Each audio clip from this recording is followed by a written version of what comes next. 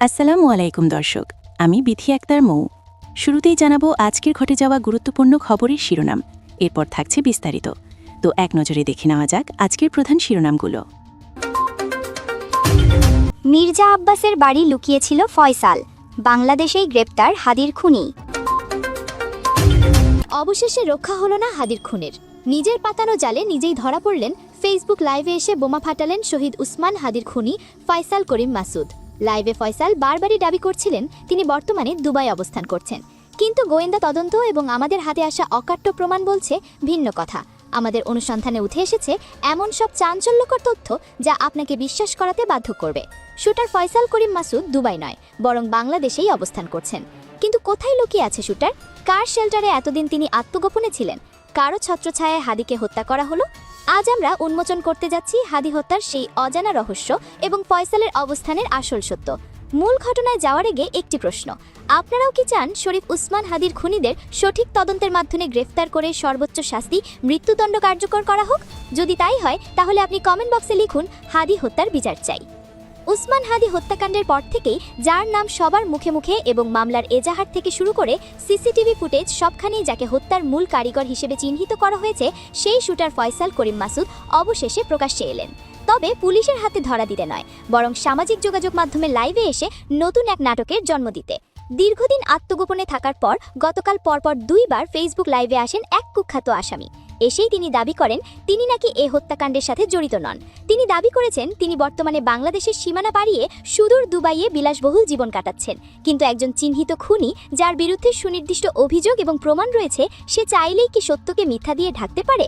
আমাদের investigation team ফয়সালের ওই 10 থেকে 15 মিনিটের ভিডিও বার্তাটি পুঙ্খানুপুঙ্খভাবে বিশ্লেষণ করেছে, আর সেই বিশ্লেষণেই বেরিয়ে এসেছে তার সাজানো মিথ্যার পাহাড়। ফয়সাল তার ভিডিওতে বারবার একটি কথাই প্রতিষ্ঠা করতে চেয়েছেন, আমি দেশে নেই, আমি দুবাই আছি। তিনি ভাবছেন লোকেশন দুবাই দেখালেই পুলিশ হয়তো হাল ছেড়ে দেবে, কিন্তু দর্শক, তিনি একটি বড় ভুল করে ফেলেছেন। আর সেই ভুলটি হলো তার ভিডিওর ব্যাকগ্রাউন্ড সাউন্ড বা পারিপার্শ্বিক শব্দ। যারা মধ্যপ্রাচ্যের দেশগুলো বিশেষ করে দুবাই বা সৌদি আরবে গিয়েছেন বা থেকেছেন, তারা খুব ভালো করেই জানেন সেখানকার ট্রাফিক আইন কতটা কড়া। সেখানে রাস্তায় হর্ন বাজানো রীতিমতো দণ্ডনীয় অপরাধ, এবং এর জন্য বড় অঙ্কের জরিমানাও গুনতে হয়। দুবাইয়ের রাস্তায় সাধারণত পিন পতন নীরবতা থাকে, অথচ ফয়সালের লাইভ ভিডিওটি যখন আপনারা হেডফোন লাগিয়ে মনোযোগ সহকারে শুনবেন, তখন তার কথার পিছনে স্পষ্টভাবে ভেসে আসবে রিকশার বেলে টুংটাং শব্দ, পুরনো ইঞ্জিনের বাসের কর্কশ হর্ন এবং জামে আটকা থাকা রাস্তার সেই চিরচেনা কোলাহল। দুবাইয়ের মতো একটি হাই প্রোফাইল শহরে কি ঢাকার গুলিস্তান বা যাত্রাবাড়ির মতো হর্নের শব্দ পাওয়া সম্ভব? এই শব্দগুলো কোনোভাবেই আরবের মরুভূমির দেশের নয়, বরং এই নয়েজ বা কোলাহল স্পষ্টত ইঙ্গিত দিচ্ছে ফয়সাল কোনো শীততাপ নিয়ন্ত্রিত আরবীয় দালানে নেই, বরঞ্চ তিনি অবস্থান করছেন বাংলাদেশেই, যেখানে ট্রাফিক জ্যাম নিত্যদিনের সঙ্গী। এই একটি অডিও ক্লিপই তার দুবাই পলায়নের তথ্যকে সম্পূর্ণভাবে মিথ্যা প্রমাণ করে দিয়েছে। ভিডিওতে ফয়সাল নিজেকে একজন সফল এবং বিত্তবান ব্যবসায়ী হিসেবে জাহির করার চেষ্টা করেছে। তিনি দাবি করেছেন তার আইটি ফার্ম আছে এবং তার কাছে দুবাইয়ের গোল্ডেন ভিসা আছে। তিনি তার মোবাইলের স্ক্রিনে একটি ভিসার কপিও দেখিয়েছেন। এখন সাধারণ যুক্তিতে আসুন, একজন গোল্ডেন ভিসাদারী কোটিপতি ব্যবসায়ী যিনি দাবি করেছেন তিনি দুবাইয়ে আছেন, তিনি নাকি প্রতি মাসেই দুবাইয়ে যান। তিনি কি এমন কোনো সস্তা মেসে বা রাস্তাধারের হোটেলে উঠবেন যেখানে বাইরের শব্দ সরাসরি রুমে চলে আসে? দুবাইয়ের সাধারণ মানের হোটেলগুলো সাউন্ড প্রুফ বা শব্দরোধী হয়। সবচেয়ে আশ্চর্যের বিষয় হলো ভিডিওর একটি অংশে তার ব্যাকগ্রাউন্ডে খুবই মৃদু সুরে বাংলা গান বাজার শব্দ শোনা যায়। দুবাইয়ে কি পাশের ফ্ল্যাটে বা পাশের রুমে উচ্চস্বরে বাংলা গান বাজার সম্ভাবনা কতটুকু? এটি তখনই সম্ভব যখন আপনি কোনো বাঙালি অধ্যুষিত মেসে বা কলোনিতে লুকিয়ে থাকেন, যেখানে দেওয়ালগুলো পাতলা আবরণে ঢাকা থাকে।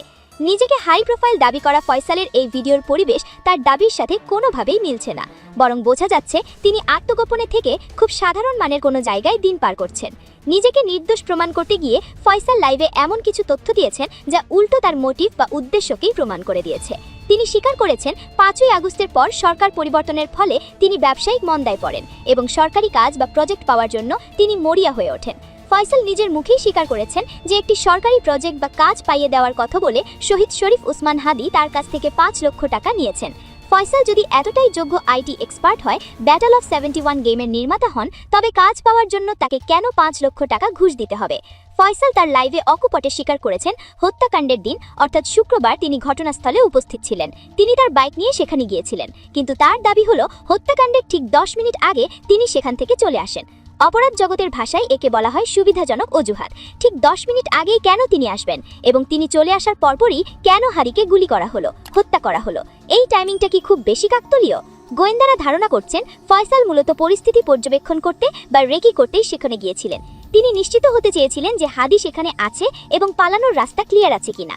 তারই উপস্থিতি প্রমাণ করে তিনি এই ছকেরই অংশ।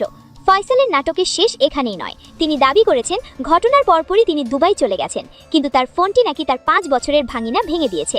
তাই তার কাছে আর আগের মোবাইল বা সিম কার্ড নেই।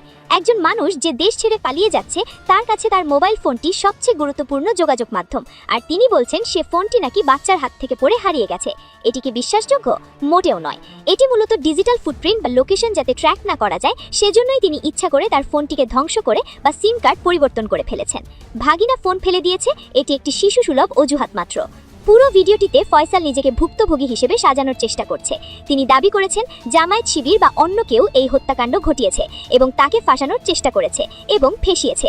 কিন্তু তিনি একবারও ব্যাখ্যা করতে পারেননি যদি তিনি নির্দোষী হবেন তবে কেন তিনি ঘটনার পরপরই দেশ ছেড়ে পালালেন। যেই হাদির মতো সূর্য সন্তানরা 100 বছরে একবার জন্ম নেয়, আর যেই হাদির জন্য পুরো বাংলাদেশে ঝড় বইছে, সেখানে তার সবচেয়ে আপন মানুষটি কেন নিজেকে আড়াল করে রেখেছেন? হাদির মৃত্যু নিয়ে যখন টেকনাফ থেকে তেঁতুলিয়া পর্যন্ত প্রতিটি মানুষ রাজপথে নেমে প্রতিবাদ করছে এবং বিচার চাইছে, ঠিক তখনই হাদির স্ত্রী কেন নিজেকে এতটা গোপন করে রাখলেন তা সত্যিই বিস্ময়কর। কেন তিনি তার স্বামীর ইনসাফ আদায়ে একবারের জন্য জনসম্মুখে এসে প্রতিবাদ করলেন না, বা ক্যামেরার সামনে দাঁড়িয়ে দুফোঁটা চোখের পানি ফেললেন না, তা নিয়ে অনেকের মনেই প্রশ্ন ঘুরপাক খাচ্ছে। সমালোচকরা যখন নানান কথা বলছেন তখন ভেতরের আসল খবরটি জানলে আপনার গায়ের লোম দাঁড়িয়ে যাবে। হাদির স্ত্রী কোনো ভয় বা লজ্জায় নিজেকে লুকোননি, বরং তার এই নীরবতার পেছনে রয়েছে এক কঠিন ঈমানি শক্তি, যা শুনলে আপনিও স্যালিউট জানাতে বাধ্য হবেন।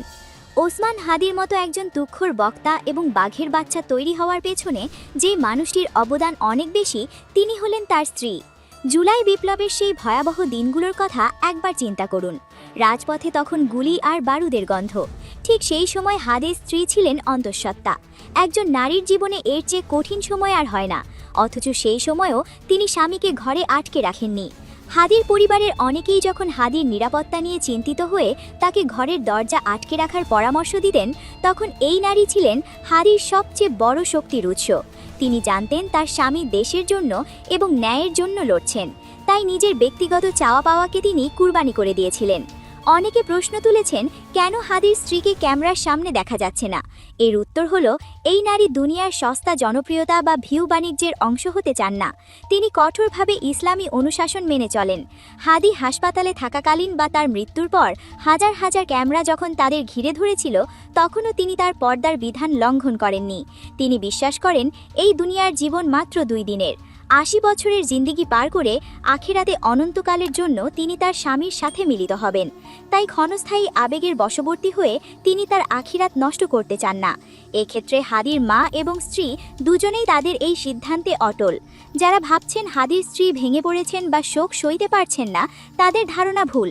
তিনি এতটাই শক্ত মনের মানুষ যে উল্টো স্বজনদের তিনি সান্ত্বনা দিচ্ছেন। তিনি সবাইকে বলেছেন, আপনারা কেন কাঁদছেন? কারণ কোটি কোটি মানুষ তার স্বামীর জন্য দোয়া করছে। স্বামীর মৃত্যুর পরেও তিনি ভেঙে পড়েননি, বরং তিনি জানেন তাকে এখন শক্ত থাকতে হবে তার এতিম সন্তানের জন্য। হাদির পারিবারিক প্রেক্ষাপট জানলে বোঝা যায় কেন তার মধ্যে এমন নৈতিকতা আর সাহস ছিল। ঝালকাঠি জেলার নলছিটি উপজেলার ঘাসমহল এলাকায় এক সম্ভ্রান্ত আলেম পরিবারে হাদির জন্ম। তার বাবা প্রয়াত মাওলানা আব্দুল হাদি ছিলেন একজন মাদ্রাসার শিক্ষক, যিনি আজীবন মানুষকে কোরআন ও হাদিসের শিক্ষা দিয়েছেন। তার বড় ভাই মাওলানা আবু বক্কর সিদ্দিকী বরিশাল গুঠিয়ার ঐতিহ্যবাহী শরফুদ্দিন আহমেদ সেন্টু প্রতিষ্ঠিত জামে মসজিদের ইমাম ও খতিব হিসেবে দায়িত্ব পালন করছেন। তার মেজ ভাই ওমর ফারুক ঢাকায় ব্যবসার সাথে জড়িত। হাদির 3 বোন এবং তাদের স্বামীরাও প্রত্যেকেই দ্বীনি শিক্ষার সাথে জড়িত। বড় বোনের স্বামী মাওলানা আমির হোসেন এবং ছোট বোনের স্বামী মাওলানা মনির হোসেন দুজনেই মাদ্রাসার শিক্ষক। এমন একটি পরিবারে বেড়ে ওঠা হাদি নিজেও NS কামিল মাদ্রাসার ছাত্র ছিলেন। পরবর্তীতে ঢাকা বিশ্ববিদ্যালয়ের রাষ্ট্রবিজ্ঞান বিভাগ থেকে উচ্চশিক্ষা লাভ করলেও নিজের শেকড়কে তিনি কখনো ভোলেননি। হাদি তার জীবনসঙ্গী হিসেবেও বেছে নিয়েছিলেন একজন দ্বীনি ও পর্দানিশীর নারীকে। বরিশালের রহমতপুরে তাদের বিয়ে হয়। হাদির স্ত্রী শুধু হাদির ঘরই সামলাননি, বরং হাদির আদর্শকেও লালন করেছেন। জুলাই বিপ্লবের সময় হাদি যখন রাজপথে বাঘের মতো গর্জন করতেন তখন তার স্ত্রী ঘরে বসে সেই গর্জনের প্রতিধ্বনি অনুভব করতেন। হাদির বাচ্চার বয়স যখন মাত্র 3 মাস তখনও হাদি তার সন্তানকে কোলে নেওয়ার সময় পাননি। বিশ্বাস করা কঠিন হলেও সত্য যে হাদি তার সন্তানকে সব মিলিয়ে হয়তো 30 মিনিটও কোলে নিতে পারেননি। সন্তানের মুখের দিকে তাকানোর চেয়ে দেশের মানুষের মুক্তি তার কাছে বেশি জরুরি ছিল। আর হাদির স্ত্রী কখনোই সন্তানের দোহাই দিয়ে হাদিকে ঘরে আটকে রাখার চেষ্টা করেননি। তিনি জানতেন তার স্বামী এক মহৎ কাজে নিয়োজিত। আজকের দিনে এমন স্ত্রী খুঁজে পাওয়া দুষ্কর যে স্বামীর আদর্শের জন্য নিজের মাতৃত্বের আবেগকেও বিসর্জন দিতে পারেন। জুলাই বিপ্লবের সময় হাদির ভূমিকা ছিল সম্মুখ যোদ্ধার মতো। তিনি জানতেন তার প্রতিটি পদক্ষেপ মৃত্যু ঝুঁকিতে পূর্ণ, কিন্তু হাসিনা সরকার এবং তাদের দোসরদের রক্তচক্ষু তাকে দমাতে পারেনি। তিনি বিশ্বাস করতেন মৃত্যুর ফয়সালা জমিনে নয় বরং আসমানে হয়। অথচ এই বীর সৈনিককে থামানোর জন্য নানা ষড়যন্ত্র করা হয়েছে। অবশেষে সেই ষড়যন্ত্র সফল হয়েছে। গত 18 ডিসেম্বরের সেই কালো রাতে চিরতরে হারিয়ে গেছে বীর হাদি। দেশি এবং বিদেশি আধিপত্যবাদীরা জানত হাদি বেঁচে থাকলে তাদের স্বার্থ হাসিল হবে না।